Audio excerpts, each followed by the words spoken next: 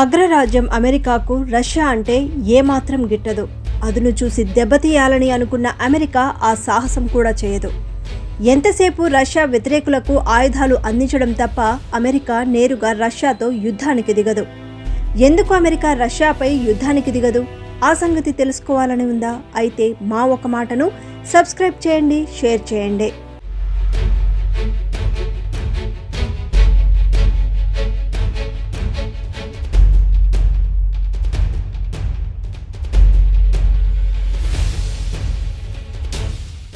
ఇక అమెరికా రష్యాపై ఎందుకు దాడి చేయదో, చేస్తే ఏమవుతుందో అమెరికాకు బాగా తెలుసు. అసలు అమెరికా భయపడేలా రష్యాలో ఏముంది? రష్యా దగ్గర ఒక బలమైన ఆయుధం ఉంది. దాని పేరే డెడ్ హ్యాండ్ మృత్యు యంత్రం. డెడ్ హ్యాండ్, దీన్ని అధికారికంగా పెరిమీటర్ అని పిలుస్తారు. దీన్ని సోవియట్ యూనియన్ కాలంలో అభివృద్ధి చేసిన తనంత తానే పనిచేయగల ఆయుధం అది. దీని అణు ప్రతీకార వ్యవస్థగా చెప్పవచ్చు. ప్రపంచంలోనే అత్యంత రహస్యమైన, అత్యంత శక్తివంతమైన అణు ప్రతీకార వ్యవస్థ రష్యాలో ఉంది. ఆ దేశ నాయకత్వం మొత్తం తుడిచిపెట్టుకుపోయినా శత్రువును నాశనం చేసేలా దీన్ని రూపొందించారు. దేశ రాజధాని అగ్నిగుండమైంది. సైనిక ప్రధాన కార్యాలయం ధ్వంసమైంది.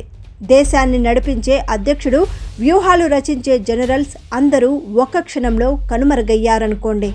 అప్పుడు శత్రువు తన అణుదాడితో దేశ నాయకత్వాన్ని పూర్తిగా తుడిచిపెట్టేశాడు. దీన్ని రక్షణ పరిభాషలో డెకాపిటేషన్ స్ట్రైక్ అంటారు. అంటే తల నరకడం. తలలేని శరీరం ఎలాగూ పనిచేయదు కాబట్టి దేశం ఓడిపోయినట్లే అని శత్రువు భావిస్తాడు. కానీ అక్కడే మొదలవుతుంది అసలు కథ. మనుషులు చనిపోయిన తర్వాత అక్కడి యంత్రాలు మేల్కొంటాయి. దీన్నే రష్యా గ్యారంటీడ్ రిటాలియేషన్ అని పిలుస్తారు.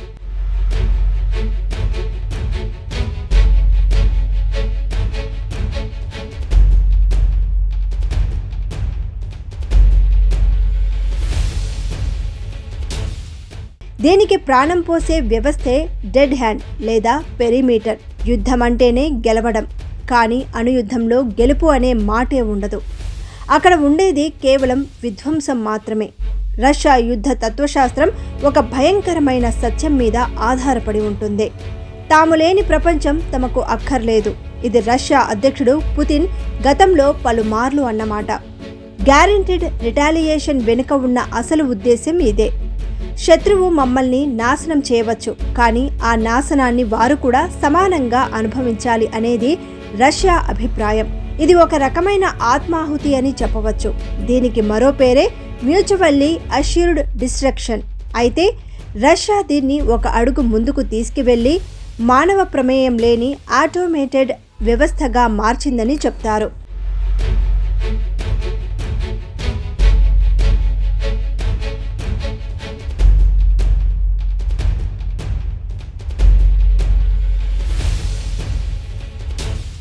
ఇక పెరిమీటర్ అనేది కేవలం ఒక కంప్యూటర్ ప్రోగ్రామ్ కాదు.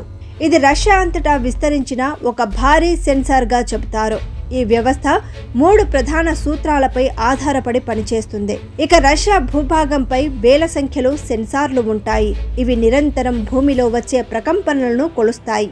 ఒక అణుపేలుడు జరిగినప్పుడు వచ్చే భూకంప తరంగాలు మామూలు భూకంపాల కంటే భిన్నంగా ఉంటాయి. ఈ సెన్సార్లు దీన్ని వెంటనే గుర్తిస్తాయి. అలాగే గాలిలో రేడియేషన్ స్థాయిలో, కాంతి తీవ్రత, వాతావరణ పీడనంలో వచ్చే ఆకస్మిక మార్పులను కూడా ఇది విశ్లేషిస్తుంది. ఒకవేళ అణుదాడి జరిగినట్లు సెన్సార్లు నిర్ధారిస్తే వ్యవస్థ వెంటనే రష్యా హైకమాండ్కు సందేశం పంపుతుంది. ఒకవేళ అక్కడి నుండి ఎలాంటి స్పందన రాకపోతే వెంటనే దేశ నాయకత్వం మొత్తం నాశనమైందని ఆ వ్యవస్థ భావిస్తుంది. అప్పుడు అది స్వయంచాలకంగా యాక్టివేట్ అవుతుంది. ఇక్కడ ఒక రకమైన ఆర్టిఫిషియల్ ఇంటెలిజెన్స్ పనిచేస్తుంది. అయితే ఇది ఈరోజు మనం చూస్తున్న చాట్ బాట్ల వంటిది కాదు. ఇది ఒక కఠినమైన ట్రిగ్గర్ మెకానిజంగా పరిగణిస్తారు. ఆ వ్యవస్థ యాక్టివేట్ అయ్యాక అది నేరుగా అణుబాంబులను ప్రయోగించదు. ముందుగా కమాండ్ రాకెట్లు గాల్లోకి పంపుతాయి. ఇది యుద్ధ విమానాలు వెళ్లే ఎత్తు కంటే చాలా ఎత్తులో ప్రయాణిస్తాయి. ఈ రాకెట్లలో బాంబులు ఉండవు. కేవలం శక్తివంతమైన రేడియో ట్రాన్స్మిటర్లు ఉంటాయట. ఇవి గాల్లో నుండి రష్యా అంతటా ఉన్న సైలోస్, సబ్మెరైన్లు, మొబైల్ లాంచర్లకు ఎన్క్రిప్టెడ్ సిగ్నల్స్ పంపుతాయని చెప్తారు. ఈ సంకేతాలు అందిన వెంటనే మానవ ప్రమేయం లేకుండానే అణు క్షిపణులు శత్రువు వైపు దూసుకెళ్తాయి.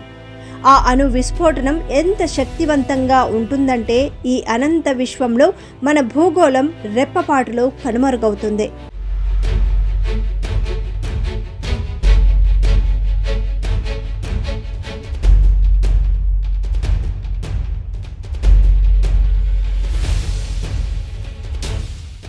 డెడ్ హ్యాండ్ వ్యవస్థలో అత్యంత కీలకమైన భాగం ఈ కమాండ్ రాకెట్లు. వీటిని రేడియో లాంచర్లు అని కూడా అనవచ్చు. శత్రువు భూమి మీద ఉన్న అన్ని కమ్యూనికేషన్లో టవర్లను, శాటిలైట్లను ధ్వంసం చేసినా సరే గాల్లో ప్రయాణించే ఈ రాకెట్లు ఇచ్చే సిగ్నల్ను ఎవరూ ఆపలేరని చెబుతారు. దీనివల్ల ఒక్కసారి ఈ రాకెట్ గాల్లోకి లేచిందంటే రష్యా వద్ద ఉన్న అణు వార్హెడ్లు నిద్రలేస్తాయి. 2024 నుండి 26 నేటి ఉద్రిక్తతల నేపథ్యంలో చాలామంది ఇది కోల్డ్ వార్ నాటి పాత వ్యవస్థ అని అనుకుంటారు. కానీ అలా అనుకుంటే పొరబడ్డట్టే. రష్యా తన అణు వ్యూహాన్ని నిరంతరం అప్డేట్ చేస్తూనే ఉంది. 2024 అక్టోబర్లో రష్యా నిర్వహించిన భారీ అణుయుద్ధ విన్యాసాలు దీనికి నిదర్శనంగా చెబుతారు. రష్యా కొత్త క్షిపణులైన షెర్మత్ మరియు అవెన్గార్డ్ హైపర్సోనిక్ క్షిపణులు కూడా ఈ పెరిమీటర్ వ్యవస్థతో అనుసంధానించారు.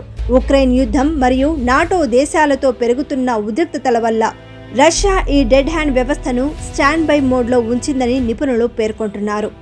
దమిత్రీ మెద్వెదేవ్ వంటి రష్యన్ నాయకులు తరచుగా ప్రతీకారం గురించి మాట్లాడుతున్నప్పుడు వారు సూచించేది ఈ వ్యవస్థ గురించేనని అనుకుంటారు. ఇక్కడ మనకు ఒక ప్రాథమిక ప్రశ్న తలెత్తుతుంది.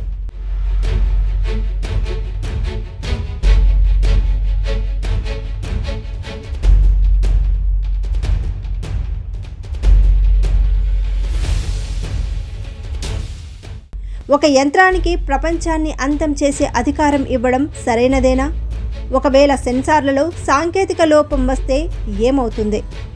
అయితే గతంలో సోవియట్ యూనియన్ కాలంలో ఇలాంటి తప్పులు జరిగాయి. కానీ అప్పుడు మనుషులు ఆ నిర్ణయాన్ని ఆపగలిగారు.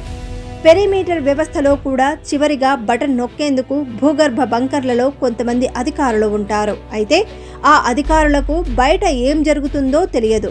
వారికి తెలిసింది ఒక్కటే, నాయకత్వం నుండి కమ్యూనికేషన్ కట్ అయింది అంటే బయట దేశం నాశనమైందని అర్థం చేసుకోవాలి. వెంటనే ప్రతీకారం తీర్చుకోవాలి. గ్యారెంటీడ్ రిటాలియేషన్ అనేది శాంతిని కాపాడటానికి చేసే ప్రయత్నం కాదు. అది యుద్ధం జరిగితే ఇద్దరూ ఉండరు అని హెచ్చరించే ఒక మృత్యు గంటగా దీన్ని అభివర్ణించవచ్చు. రష్యా డెడ్ హ్యాండ్ గురించి తెలుసుకున్నప్పుడు ఒక విషయం అర్థమవుతుంది. సైన్స్ అనేది కేవలం మనుషుల సౌకర్యం కోసం మాత్రమే కాదు, అది వినాశనానికి కూడా అత్యంత ఖచ్చితత్వంతో పనిచేస్తుందని. గ్యారెంటీడ్ రిటాలియేషన్ అనేది రష్యా యొక్క అహంకారం కాదు, అది వారి అస్తిత్వ పోరాటం. శత్రువుకు దొరకకుండా తనను తాను కాపాడుకోవడానికి రష్యా వేసుకున్న ఒక కవచంగా దీన్ని చెప్పవచ్చు. ఇంతటి వ్యవస్థను చేతిలో పెట్టుకుంది కాబట్టే రష్యా అంటే అమెరికాకు చచ్చేంత భయం. అలాగని రష్యాను ఎలా ఇబ్బంది పెట్టాలా అని అగ్రరాజ్యం ఎప్పటికప్పుడు వ్యూహాలు పన్నుతూనే ఉంటుంది.